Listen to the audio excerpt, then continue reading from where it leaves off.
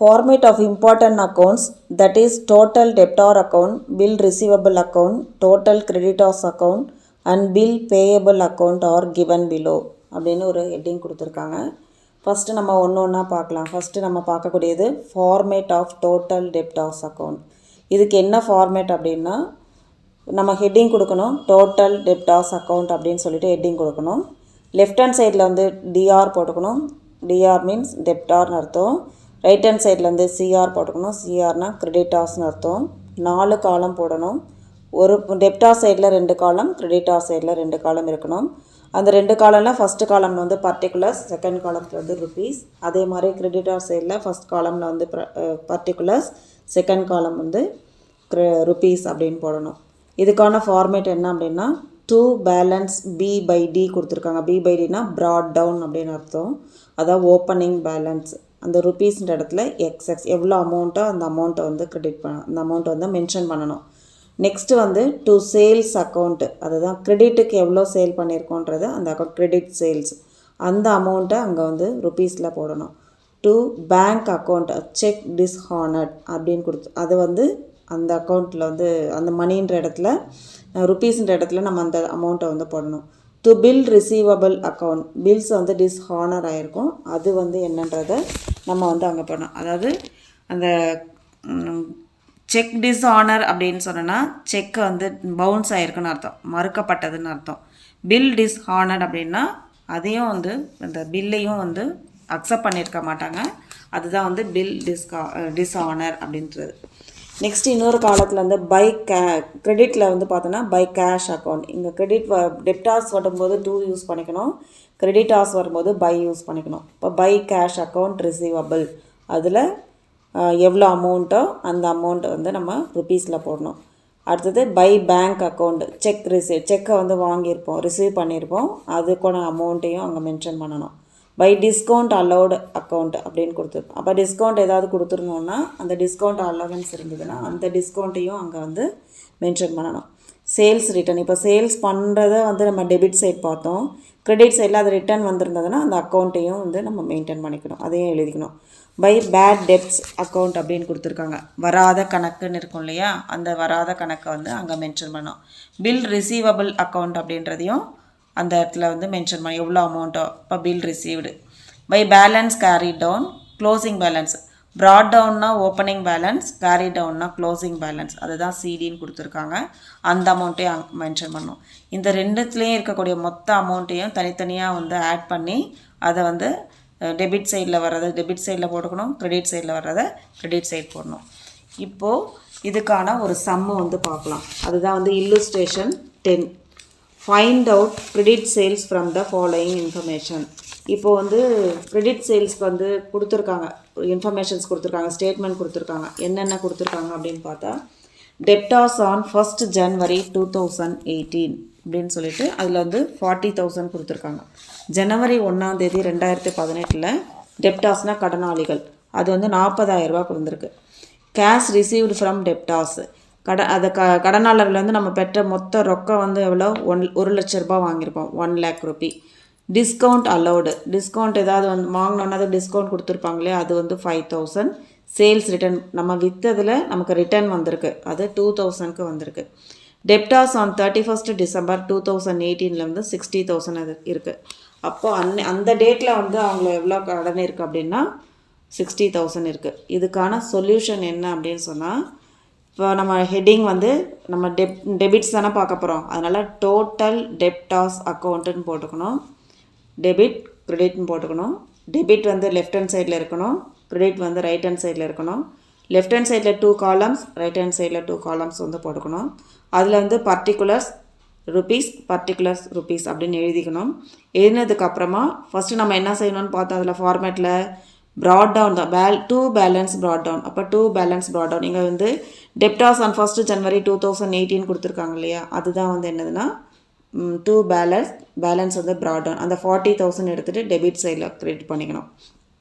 போட்டுட்டு அதுக்கப்புறம் two sales அக்கௌண்ட்டுன்னு கொடுத்துருக்கோம். ஸோ சேல்ஸ் அக்கௌண்ட் கிரெடிட் அப்படின்னு கொடுத்துருக்கோம். கிரெடிட்டுக்கு எவ்வளோ கொடுத்துருக்கோன்னு நமக்கு இன்னும் தெரியல, பேலன்சிங் ஃபிகர் தெரியல. அது வந்து கிரெடிட் சைடில் இருக்கிறது போட்டதுக்கப்புறம் தான் நமக்கு வந்து இந்த பேலன்சிங் ஃபிகர் வந்து நமக்கு தெரியும்.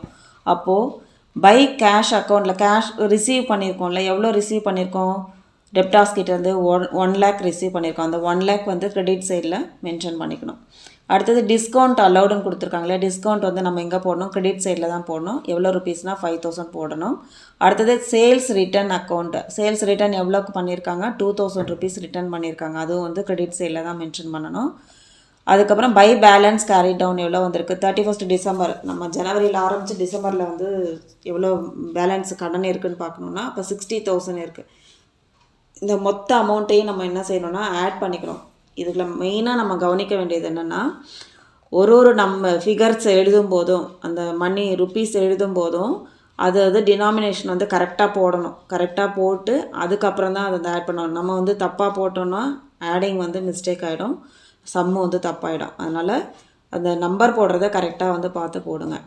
இப்போ வந்து இது டோட்டலாக ஆட் பண்ணும்போது 1,67,000 வந்திருக்கு. 1,67,000 வந்திருக்கு. இந்த 1,67,000ல் நம்ம என்ன செய்யணும்னா, இந்த 2 பேலன்ஸ் ப்ராட் டவுன் இருக்கு இல்லையா, அதை மைனஸ் பண்ணணும். மைனஸ் பண்ணால் நமக்கு எவ்வளோ கிடைக்கும், 1,27,000 கிடைக்கும். அந்த 1,27,000 தான் என்னென்னா பேலன்சிங் ஃபிகர், அதாவது டு சேல்ஸ் அக்கௌண்ட்டில் கிரெடிட்டில் இருக்கக்கூடிய பேலன்சிங் ஃபிகர். அதுதான் நம்ம கண்டுபிடிக்கணும், அதுதான் நம்ம போடணும்.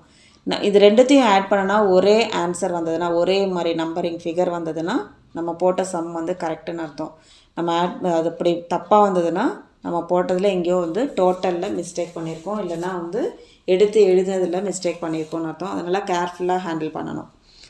நெக்ஸ்ட்டு நம்ம வந்து இல்லுஸ்ட்ரேஷன் 11 வந்து பார்க்க போகிறோம். ஏன்னா அதுவும் அதே மாதிரி சம்மு தான், அதனால் அதையும் இதிலே பார்த்துடலாம். From the following details find out total sales made during the year அப்படின்னு கொடுத்துருக்காங்க. அங்கே வந்து என்ன கொடுத்துருந்தாங்கன்னா, ஃபஸ்ட்டு 10th இல்லுஸ்ட்ரேஷன் 10ல் கிரெடிட் சேல் கொடுத்துருந்தாங்க. இங்கே என்ன கொடுத்துருக்காங்கன்னா total sales made during the year கொடுத்துருக்காங்க. அப்போ மொத்தமாக அந்த வருஷம் முழுவதும் எவ்வளோ நம்ம வந்து சேல் பண்ணியிருக்கோம் அப்படின்னு. இதில் என்ன கொடுத்துருக்காங்க, டெப்டாஸ் ஆன் 1st April 2018 வந்து 50,000, cash received from debtors touring the year வந்து 1,50,000, ரிட்டர்ன்ஸ் வந்து இன்வார்ட் வந்து 15,000, அதுக்கப்புறம் பேட் டெட்ஸ் வந்து 5,000, டெப்டாஸ் ஆன் 31st March 2019 வந்து 70,000, கேஷ் சேல்ஸ் வந்து 1,40,000 அப்படின்னு கொடுத்துருக்காங்க. இதுக்கான இது வந்து கொடுத்துட்டு இதுக்கான சொல்யூஷன் வந்து நம்ம போடணும். எப்படி போடணும் அப்படின்னா, ஃபஸ்ட்டு ஹெட்டிங் எழுதணும். அதில் டோட்டல் டெப்டாஸ் அக்கௌண்ட்டுன்னு எழுதிட்டு டெபிட் கிரெடிட் அப்படின்றது 2 காலம், லெஃப்டில் வந்து டெபிட்டு, ரைட்டில் வந்து கிரெடிட்டு. டெபிட்டில் 2 காலம்ஸ், கிரெடிட்டில் 2 காலம்ஸ். 2 காலம்ஸில் ஒரு காலம் பர்டிகுலர், இன்னொரு காலம் ருபீஸ். அதே மாதிரி அதில் இப்போ ஒரு காலம் பர்டிகுலர்ஸ், இன்னொரு காலம் ருபீஸ் அப்படின்னு போட்டுட்டு, எப்போவுமே ஃபஸ்ட்டு நம்ம வந்து ஓப்பனிங் பேலன்ஸ் தானே கொண்டு வரணும். அதனால் அந்த ஓப்பனிங் பேலன்ஸில் 2 பேலன்ஸ் ப்ராட் டவுன் அப்படின்னு போட்டு அந்த 50,000 வந்து April 1st 2018 இருக்கு இல்லையா, அந்த அமௌண்ட் அதை எடுத்து போடணும். இங்கே 50,000 போட்டுட்டு அது மேலே நம்ம 10th இல்லுஸ்ட்ரேஷனில் என்ன பார்த்தோம், to sales account credit balancing figure, அதை வந்து நம்ம கண்டுபிடிக்கல இல்லையா. அப்போது கிரெடிட் சைடில் போட்டதுக்கப்புறம் அதில் மைனஸ் பண்ணால் தான் நமக்கு கிடைக்கக்கூடிய ஆன்சர் தான் என்னதுன்னா, இங்கே கிடைக்கக்கூடிய சேல்ஸ் அக்கௌண்ட்டில் இருக்கக்கூடிய கிரெடிட் பேலன்ஸ், அதாவது பேலன்சிங் ஃபிகர். இப்போ நம்ம அந்த கிரெடிட் சைடில் என்னென்ன போடணும் அப்படின்னா, பை கேஷ் அக்கௌண்ட் எவ்வளோ போடணும், cash received from the debtors touring the year கொடுத்துருக்காங்க இல்லையா, அதில் தான் பை கேஷ் அக்கௌண்ட்டுன்னு எழுதணும். 1,50,000, 1,50,000. பை ரிட்டர்ன் இன்வார்ட்ஸ் அக்கௌண்ட், அப்போ ரிட்டர்ன் இன்வார்டு வந்து எவ்வளோ வந்திருக்கு, 15,000. அந்த 15,000 அங்கே மென்ஷன் பண்ணிடணும். பை பேட் டெப்ட்ஸ் அக்கௌண்ட் கொடுத்துருக்காங்க, அதை வராத கடன் எவ்வளோ இருக்குன்னா 5,000 இருக்குது, அதையும் மென்ஷன் பண்ணிக்கணும். பை பேலன்ஸ் கேரி டவுன் கொடுத்துருக்காங்க. அப்போ 31st March 2019 வந்து டெப்டாஸ் ஆன் 31st March 2019 எவ்வளோ வந்திருக்கு, 70,000 கொடுத்துருக்காங்க. அந்த 70,000 இதில் மென்ஷன் பண்ணி இது எல்லாத்தையும் ஆட் பண்ணோன்னா 2,40,000 வருது. இந்த 2,40,000ல் 2 பேலன்ஸ் ப்ராட் டவுன் இருக்கு இல்லையா, அந்த அமௌண்ட்டை வந்து மைனஸ் பண்ணணும். அந்த அமௌண்ட் எவ்வளோன்னா 50,000. அப்போ 2,40,000ல் 50,000 மைனஸ் பண்ணோம்னா நமக்கு வந்து 1,90,000 கிடைக்கும். அந்த 1,90,000 தான் டு சேல்ஸ் அக்கௌண்ட் கிரெடிட், அதாவது பேலன்சிங் ஃபிகர்.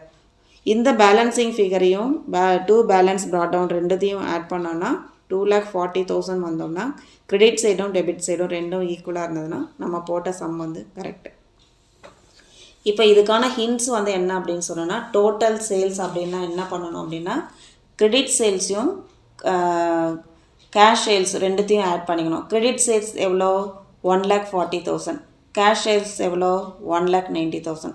இது ரெண்டுத்தையும் ஆட் பண்ணால் என்ன வருது 3,30,000 வருது. அதுதான் இதுக்கான இது கொடுத்துருக்காங்க. அடுத்தது நம்ம வந்து நெக்ஸ்ட்டு இதில் வந்து நம்ம என்ன பார்க்க போகிறோம்னா format of bills receivable account அப்படின்றத பார்க்க போகிறோம்.